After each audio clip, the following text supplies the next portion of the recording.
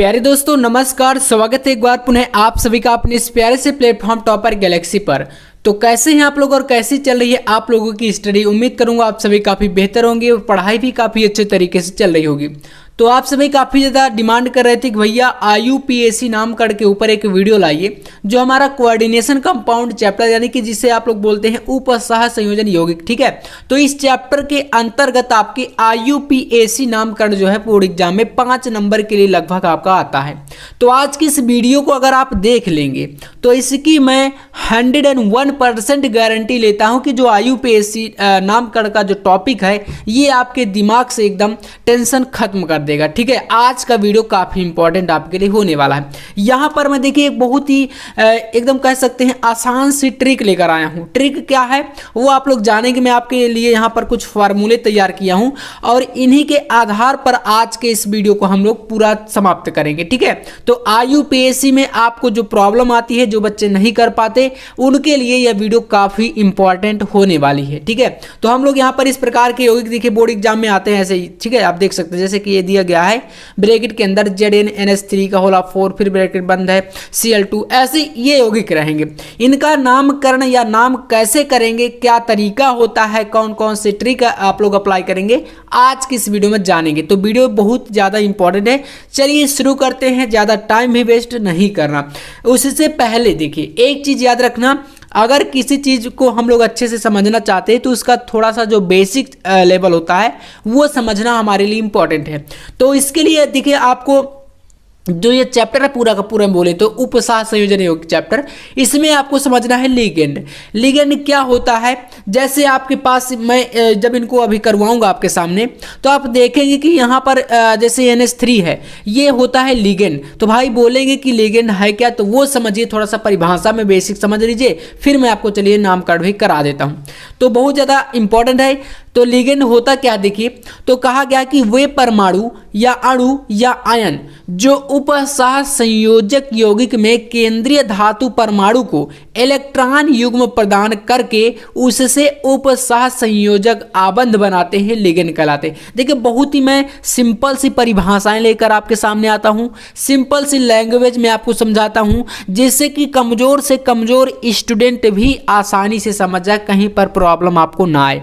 मेरा मकसद यही होता है। आप अगर इससे पहले हमारे चैनल पर जुड़े थे या आपने इससे पहले कई वीडियो अगर देखी है तो आपको पता भी होगा। चलिए तो लिगेंड आप समझ गए ना। यहाँ पर कहा गया कि लिगेंड जो होता है वो केंद्रीय धातु परमाणु आयन के साथ जो है यहाँ पर जुड़ा होता है या इसको इलेक्ट्रॉन युग्म प्रदान करता है।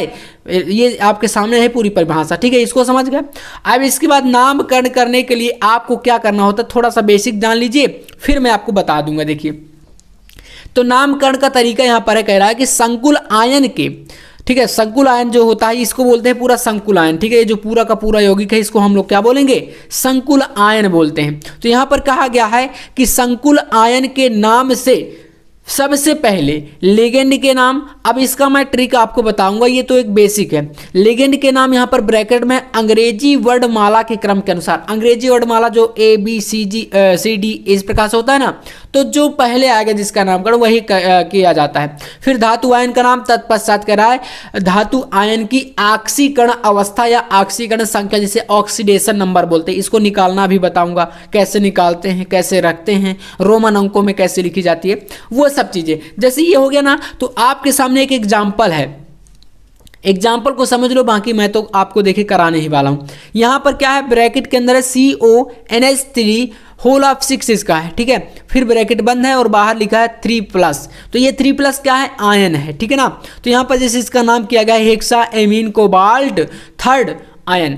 थर्ड देखिए क्या है, ये ऑक्सीकरण संख्या या आयन है, आयन की संख्या आप यहाँ पर देखिए रोमन अंकों में लिखना है, तो रोमन अंक में थर्ड लिख दिया, और ये आयन है तो इसलिए आयन बता दिए। हेक्सा क्यों लिखा, क्योंकि यहाँ पर 6 है, आप जानते हैं हेक्सा, 6 को हेक्सा बोलते हैं, ठीक है ना। तो हेक्सा हो गया। NH3 क्या होता है, यहाँ पर एमीन है, कोबाल्ट आपका CO है। चलिए ये तो बेसिक है, हम लोग यहाँ पर जानते हैं अपना नामकरण कैसे करना है, ठीक है। इतना जान लिए ना, तो अब आइए यौगिक पर आते हैं। आपके सामने एक यौगिक है, तो देखिए भाई साहब, अगर इस प्रकार से यौगिक आपके सामने आएगा तो इसमें सबसे पहले आपको पहचानना है कि दिया गया जो यौगिक है, यहाँ से ध्यान समझिएगा, दिया गया जो यौगिक है क्या वो धनायनिक संकर है, क्या वो ऋणायनिक संकर है। अब बोलेंगे भैया इसको कैसे पहचानेंगे, तो इसको पहचानने के लिए ये जो फॉर्मूले लिखे हैं इनको देखो आप लोग।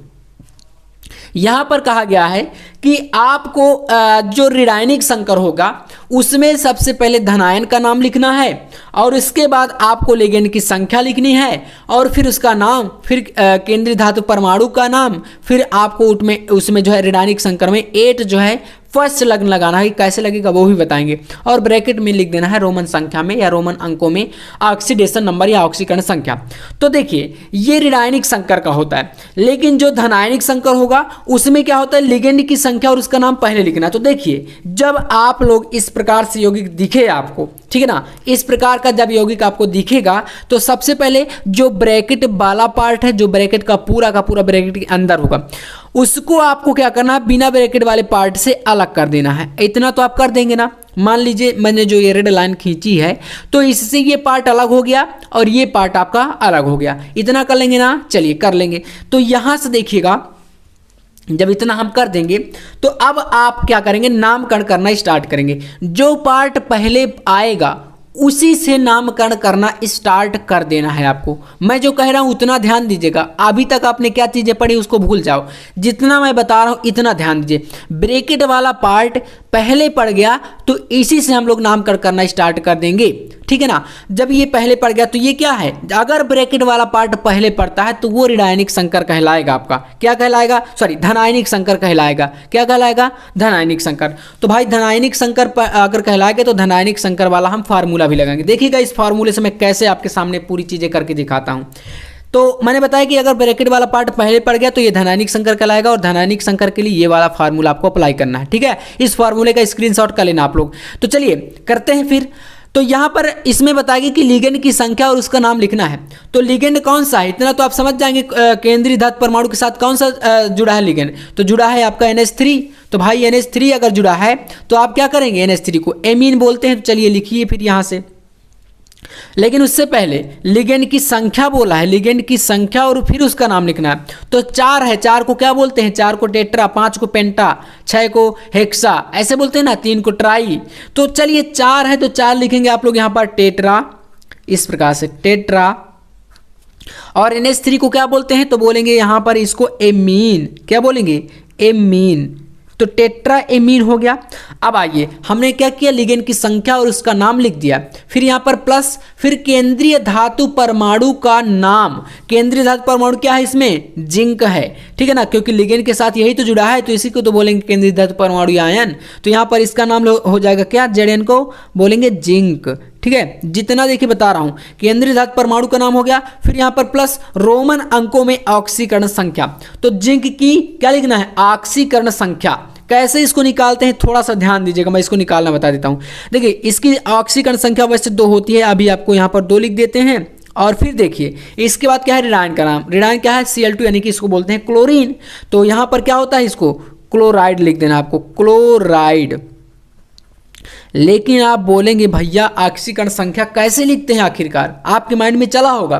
तो इसको निकालने के लिए एक चीज याद रखना, क्या याद रखना, आपको किसका निकाल के रखना है, केंद्रीय धातु परमाणु के बाद ऑक्सीकरण संख्या, तो यानी कि जिंक का निकालना है, Zn का निकालना। तो यहां पर एक तरीका होता है, जिस भी आपको केंद्रीय धातु परमाणु या आयन का निकालना है उसको आप यक्ष मानेंगे, ठीक है, यक्ष मान लिए। उसके बाद यहां पर लगाएंगे प्लस, फिर क्या है, Zn है। अब हमको ये चीज देखना होता है कि जो NH3 है हमारा, जो हमारा NH3 यानी एमीन है, क्या वो आपका धनायनिक लिगेंड है, ऋणायनिक है या उदासीन है, कैसा लिगेंड है ये आखिरकार। तो देखिए आपकी याद के लिए बता दूं, NH3 जो होता है ये ज़्यादातर पूछा जाता है और ये उदासीन लिगेंड है। कैसा होता है, इसमें कोई चार्ज नहीं होता है, उदासीन है। ये आपको बुक पर मिल जाएगा या और आप कहीं से भी देख सकते हैं। लिगेंडों की नाम जो है आपको याद होना चाहिए कि आखिरकार जो दिया गया आपका यूपीएससी नाम में जो लिगेंड है वो धनायनिक है, ऋणायनिक है, या उसमें चार्ज है या नहीं है, या बिल्कुल बिना चार्ज के, ये चीज़ देखना है आपको, ठीक है। तो इसमें संख्या आपकी 4 जुड़ी है, 4 लगा दिए, और इसका चार्ज जो होता है ये उदासीन लिगेंड है तो इसलिए इसमें कोई चार्ज नहीं, तो 0 कर दिए।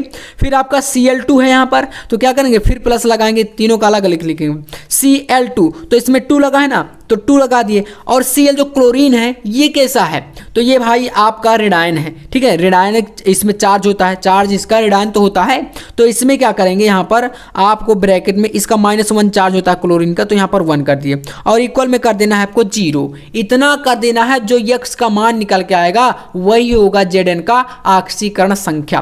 तो चलिए निकाल लीजिए, देखिए x का मान कैसे निकलेगा, x कर दिए, 4 से ये गुणा हुआ तो यहाँ पर ये पूरा का टर्म क्या हो जाएगा 0, प्लस यहाँ पर क्या हुआ 2 का जब इससे गुणा होगा तो माइनस का क्या बचेगा 2, तो ये आपका 0 इस प्रकार से बना इसमें।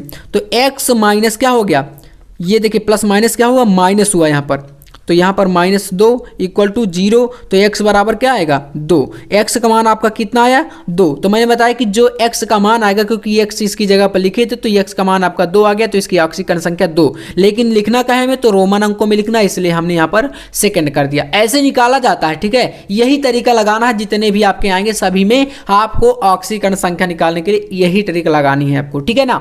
इतना हो गया। चलिए सेकेंड नंबर का भी हम लोग करते हैं अब। तो मैंने बताया था कि आपको सबसे पहले ब्रैकेट वाला पार्ट आपके लिए देखिए दूसरा दिया गया ना, K4, फिर ब्रैकेट के अंदर है FeCN का होल ऑफ 6 और फिर ब्रैकेट बंद है। मैंने बताया था कि जो ब्रैकेट के अंदर पार्ट है और जो बिना ब्रैकेट का है उसको आपको कर देना है अलग, तो यहाँ से बांट दिया हम लोग। लेकिन इसमें देखिए ब्रैकेट वाला पार्ट पहले था तो आपका था धनायनिक संकर, और इसमें देखिए ब्रैकेट वाला पार्ट बाद में है तो ये क्या बन गया, बोलेंगे भैया बन गया ऋणायनिक संकर। तो ऋणायनिक संकर के लिए ये वाला फार्मूला आप लोग लगा दो। ऋणायनिक संकर का मैंने आपके लिए बहुत चीज़ें आसान कर दी हैं, देखिए इसलिए ये फार्मूले बना के लाया हूँ आपके लिए, क्योंकि आपको प्रॉब्लम होती है ना समझने में कि आखिरकार कैसे करेंगे। तो चलिए यहाँ पर आप आइए, इस फार्मूले के अनुसार ऋणायनिक संकर का फार्मूला है ये चीज़ है। अब चलिए इस फार्मूले के अनुसार आपके सामने मैं पूरा रखता हूँ, फिर देखना आप लोग कैसे IUPAC आप करेंगे।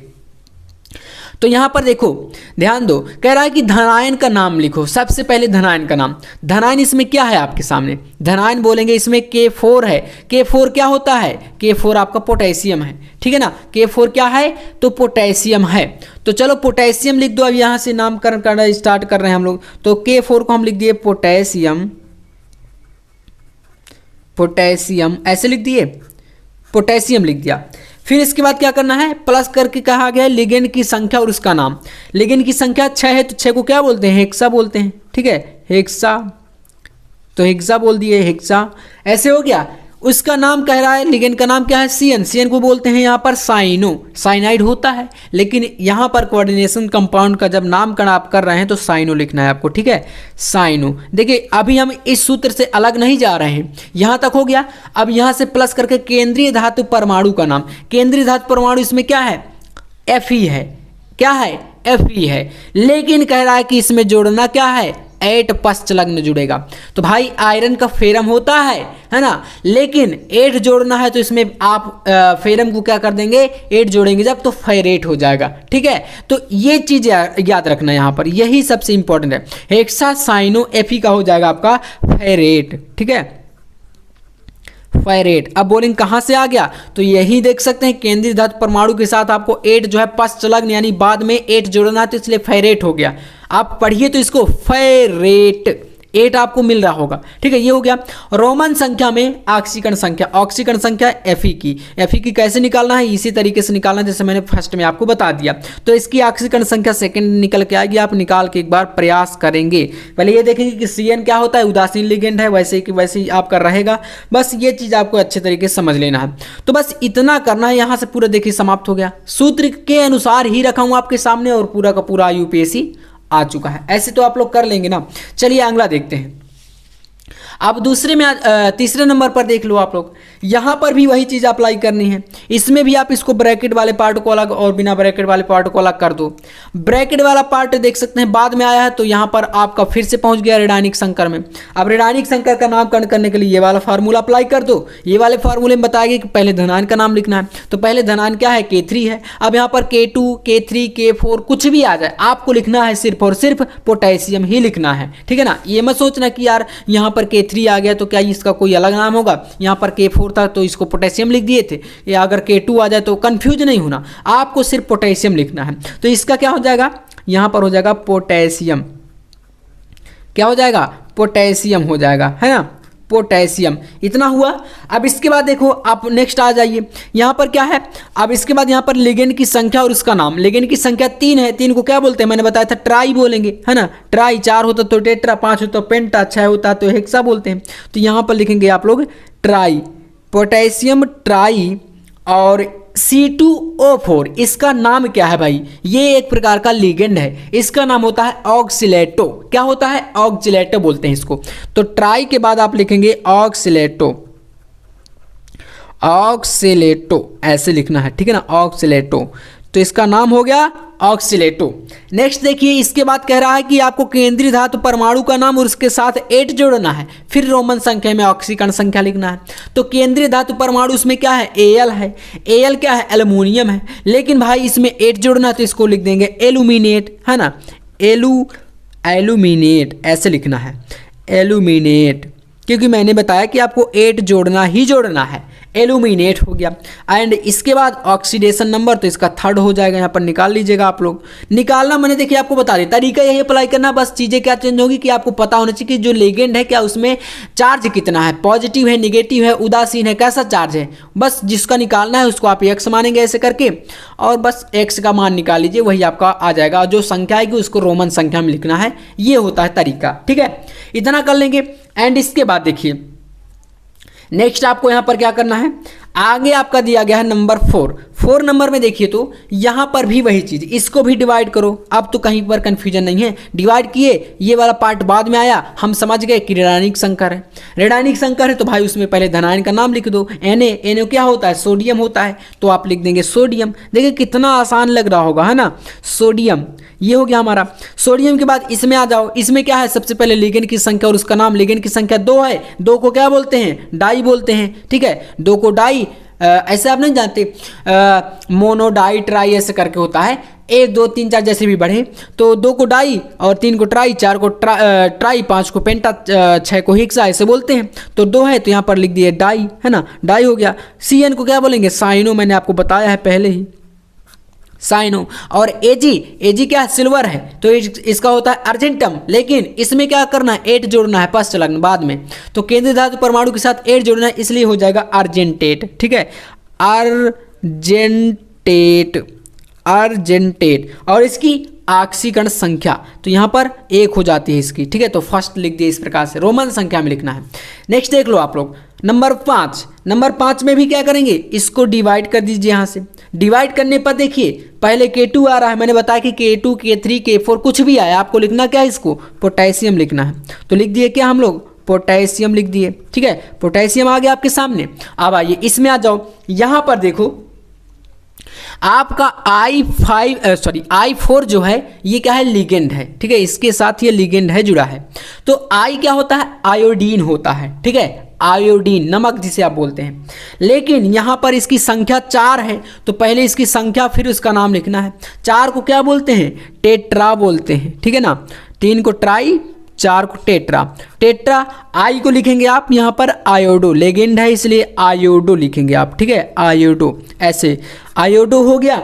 अब इसके बाद Hg क्या होता है, मरकरी होता है। लेकिन कहा गया है कि केंद्रीय धातु परमाणु का नाम और उसमें 8 जोड़ना है पश्चलग्न ऋणायनिक संकरों का नामकरण करने के लिए। तो Hg मरकरी है तो इसमें लिखेंगे हम इसको मर्क्यूरेट, क्योंकि 8 हमारा आना चाहिए बाद में, ठीक है, पढ़ने पर। तो क्या हो जाएगा, मर्क्यूरेट, आप पढ़िए इसको, 8 आपको मिल रहा होगा, मर्क्यूरेट। और बाद में रोमन संख्या में ऑक्सीकरण संख्या लिख देनी है। तो इसकी ऑक्सीकरण संख्या होती है सेकेंड, निकाल लीजिएगा आप लोग। तो यहाँ पर इस प्रकार से लिख दिए, ठीक है ना। तो आई होप आपको समझ में तो आ रहा होगा, समझ में आएगा यार, बहुत ईजी है, ठीक है। चलो इसके बाद और भी थोड़ा सा है तो इनको समझ लो। नंबर 6 पर देखिए, अब यहाँ पर चीज चेंज हो गई। क्या चेंज हुआ है, आप देखिए ब्रैकेट वाला पार्ट पहले आ गया, SO4 बाद में आ गया। तो भाई मैंने बताया था कि ब्रैकेट का जितना पार्ट है पूरा भाग अगर पहले आ जाता है तो वो पहुंच जाता है धनायनिक संकर में। और धनायनिक संकर के लिए आपके सामने फार्मूला लेके आया हूं पहले से ही। तो चलो इस फार्मूले के अनुसार अब हम इसका नामकरण करते हैं। अभी तक हमने क्या किया था, मैं जितने यौगिक आपको बताया सब ऋणायनिक संकर के थे, लेकिन अब धनायनिक एक आया है तो चलिए इसको भी जान लेते हैं कैसे करना है इसका नामकरण। तो धनायनिक में सबसे पहले लिगेंड की संख्या और उसका नाम। अब इसमें आप पहचानो कि आखिरकार इसमें लिगेंड कौन सा है। तो देखेंगे, बोलेंगे भैया इसमें लिगेंड हमें मिल गया, ब्रैकेट के अंदर NH3 लिखा है, यही तो है आपका केंद्रीय धातु परमाणु के साथ जुड़ा है। तो चलो नामकरण करो आप लोग। अब यहाँ पर इसकी संख्या क्या है, कह रहा है ना कि लिगेंड की संख्या और उसका नाम बाद में। तो लिगेंड की संख्या 4 है। 4 को क्या बोलते हैं, टेट्रा बोलते हैं, टेट्रा। NH3 को क्या बोलते हैं, एमीन बोलते हैं। ठीक है, एमीन संख्या लिख दिए, फिर उसका नाम, तो एमीन आपका इसका नाम हो गया लिगेंड का।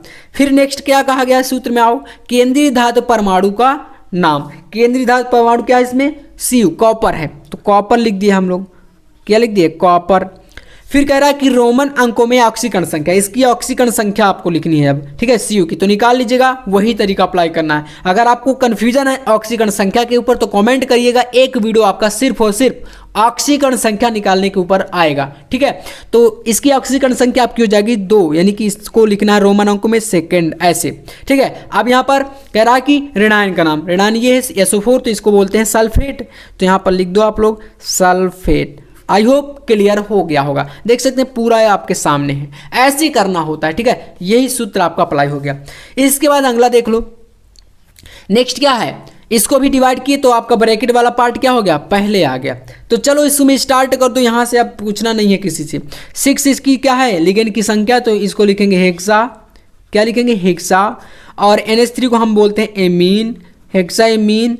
एंड इसका PT यानी प्लेटिनम होता है, ये क्या होता है, प्लेटिनम, PT प्लेटिनम हो गया। इसकी ऑक्सीकरण संख्या तो यहाँ पर हो जाएगी 4th, निकालिएगा आप लोग। और क्लोरीन क्या है, ऋणायन का नाम लिखना है बाद में, तो ऋणायन आपका Cl2 यानी क्लोराइड इसको बोलते हैं यहाँ पर, तो क्लोराइड आप लिख दिए।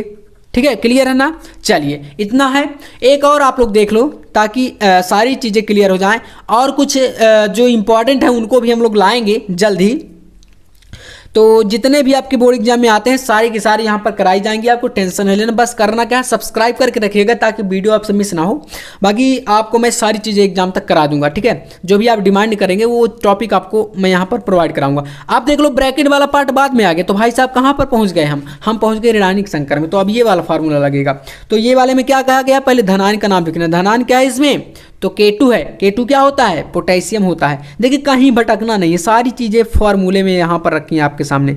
पोटेशियम हो गया। एंड इसके बाद कह रहा है कि लिगेंड की संख्या और उसका नाम। लिगेंड की संख्या 4 है, तो 4 को क्या बोलते हैं, टेट्रा बोलते हैं, तो लिख दिए हम लोग यहाँ पर इसमें टेट्रा।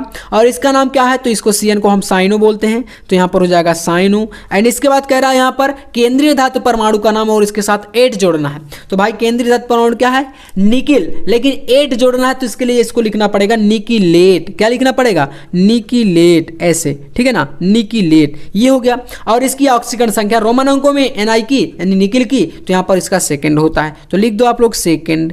ठीक है, क्लियर है ना, कहीं पर भी डाउट आपको नहीं हुआ होगा, क्योंकि मैंने इतना बेसिक तरीका अप्लाई किया था ताकि आपको डाउट ना रहे। तो ये धनायनिक का फॉर्मूला है, और ये आपके सामने इसका स्क्रीनशॉट दोनों का कर लो, और ये आपके सामने ऋणायन का है। ठीक है, यही 2 फार्मूले आपको पूरा UPSC में अप्लाई करनी है, आराम से आप लोग कर लेंगे।